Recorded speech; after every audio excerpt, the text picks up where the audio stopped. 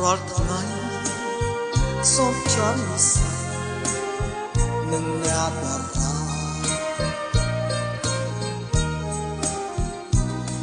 ពេលមុនយើងធ្លាប់រួមរស់រួមទុករួមសុខជាមួយគ្នា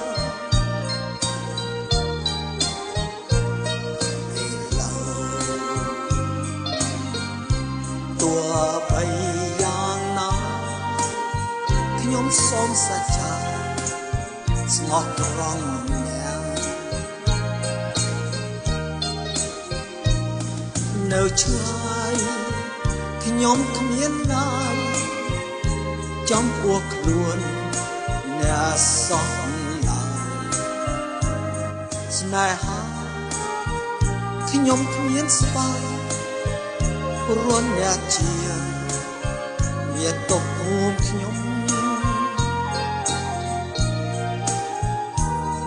លូតរាខ្ញុំខ្សែជីវ៉ាខ្ញុំសូមបំរើការពារអ្នក